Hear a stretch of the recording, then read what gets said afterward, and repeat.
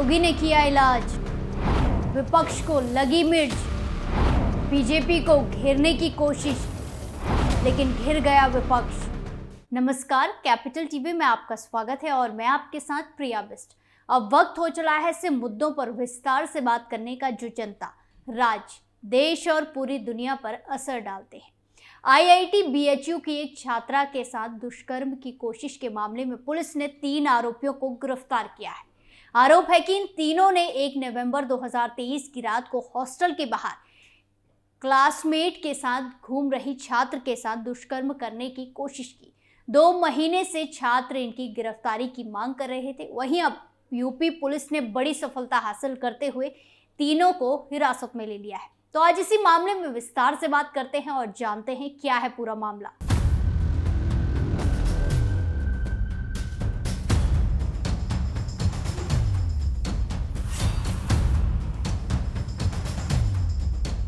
वाराणसी में 2 महीने से जिस गैंग रेप केस की गूंज थी और छात्र आंदोलन कर रहे थे, उस केस में 3 आरोपियों को गिरफ्तार कर लिया गया है। इस वारदात को 1 नवंबर 2023 को रात के 1:30 बजे के आसपास अंजाम दिया गया था। तीनों आरोपियों के नाम कुणाल पांडे, अभिषेक चौहान और सक्षम पटेल है। तीनों को वाराणसी से ही गिरफ्तार किया गया। आपकी जानकारी के लिए बता दें कि कुणाल पांडे, आनंद उर्फ अभिषेक चौहान और सक्षम पटेल पर छात्रा के साथ गैंगरेप करने की कोशिश का आरोप है।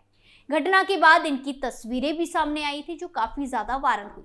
पुलिस ने आरोपियों के पास से वारदात में उपयोग की गई मोटरसाइकिल को भी बरामद कर लिया है।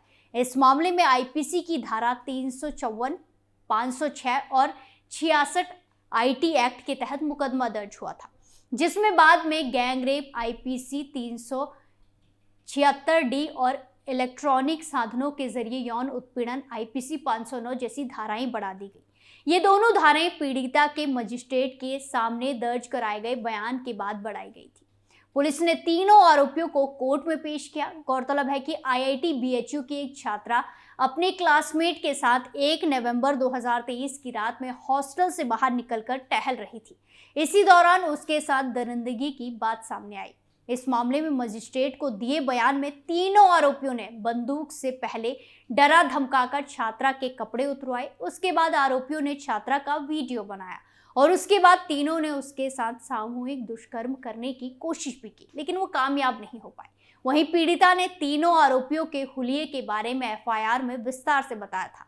छात्रा की ओर से बयान में बताया गया था कि बुधवार रात 1:30 बजे वो अपने हॉस्टल से किसी जरूरी काम के लिए बाहर निकली थी। कैंपस के गांधी स्मृति चौराहे के पास उसका दोस्त मिला था। हम दोनों साथ में जा रहे थे कि रास्ते में करमन बाबा मंदिर से करीब 300 मीटर दूर पीछे से एक बुलेट आई। उस पर 3 लड़के सवार थे। पीड़िता ने आगे बताया कि उन लोगों ने बाइक खड़ी करके मुझे और मेरे दोस्त को रोक लिया और गलत हरकत की। जब बचाव के लिए चिल्लाई तो मुझे मारने की धमकी दी।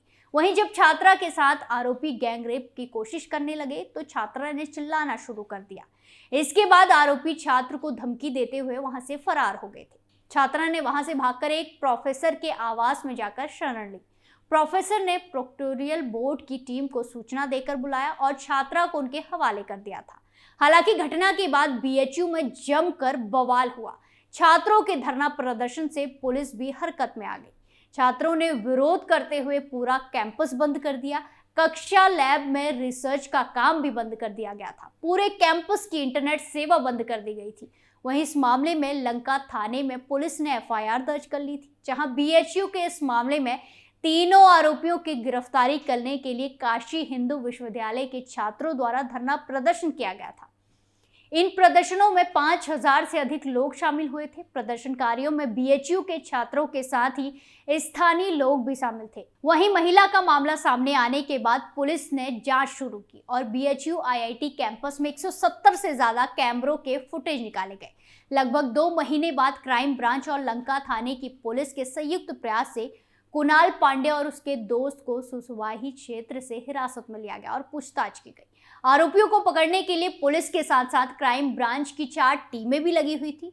इस मामले के सामने आने के बाद काफी बवाल हुआ था और दोषियों की तुरंत गिरफ्तारी की मांग भी उठ रही थी।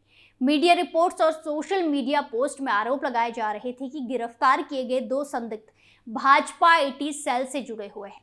कुणाल पांडे वाराणसी में भाजपा आईटी सेल के महानगर संयोजक के पद पर है, जबकि सक्षम पटेल आईटी सेल से वाराणसी महानगर संयोजक के रूप में कार्यरत है। वहीं अब वाराणसी पुलिस ने आरोपियों को गिरफ्तार कर लिया है।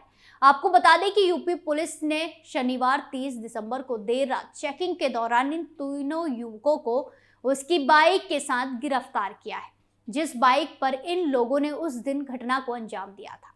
वहीं 1 नवंबर को हुई इस घटना के बाद विपक्ष के बड़े नेताओं ने इस मामले पर कानून व्यवस्था पर निशाना भी साधा था। कांग्रेस के प्रदेश अध्यक्ष पर आरोप को बीजेपी से जोड़ा होने पर लंका थाने में मुकदमा भी दर्ज कराया गया था। वहीं अब मामले में खुलासा होने पर कांग्रेस प्रदेश अध्यक्ष अजय राय ने निशाना फिर से साधा है और कहा है कि घटना के 1 हफ्ते के भीतर ही पुलिस के सभी अधिकारियों को पता चल चुका था कि आरोपी सत्ता पक्ष से जुड़े हुए हैं, इसीलिए उन्हें बचाने की भरपूर कोशिश की गई और जब विपक्ष के नेता होने के नाते मैंने आवाज उठाई तो मेरे ऊपर फर्जी मुकदमा भी दर्ज करा दिया। मेरी जानकारी के अनुसार घटनाक्रम में समेत तत्कालीन थाना अध्यक्ष और एसीपी भोलूपुर पर सत्ता पक्ष का खासा दबाव था, जिसकी वजह से आरोपियों की इतने दिन बाद गिरफ्तारी नहीं हुई। हम लोगों ने लगातार इस मुद्दे को उठाया है, जिसके बाद दबाववश आरोपियों की गिरफ्तारी संभव हो पाई। वहीं घटना के 60 दिन बाद हुई गिरफ्तारी को लेकर समाजवादी पार्टी प्रमुख और पूर्व मुख्यमंत्री अखिलेश यादव के साथ साथ विपक्ष के कई नेताओं ने सवाल उठाए और इन आरोपियों का संबंध बीजेपी से जुड़ा हुआ बताया। अखिलेश यादव ने इस मामले में योगी सरकार पर निशाना साधते हुए एक्स पर लिखा कि तीनों आरोपी बीजेपी नेता की छत्र छाया में पनपे हैं।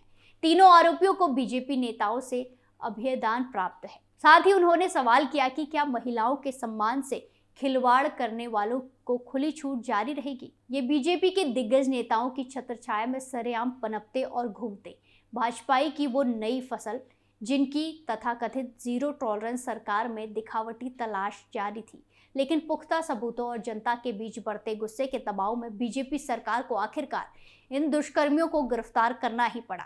ये वही भाजपाई हैं जिन्होंने बीएचयू के एक छात्र के साथ अभद्रता की सभी सीमाएं तोड़ दी थी।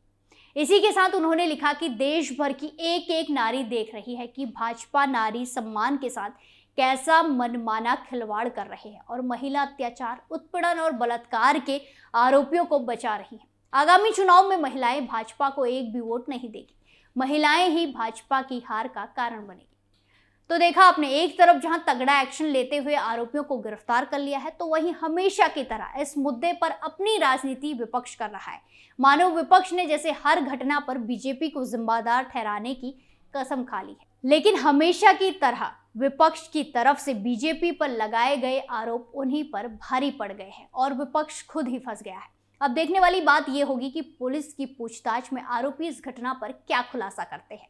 स्पेशल स्टोरी में फिलहाल के लिए इतना ही। बाकी तमाम खबरों के लिए देखते रहिए कैपिटल टीवी। नमस्कार।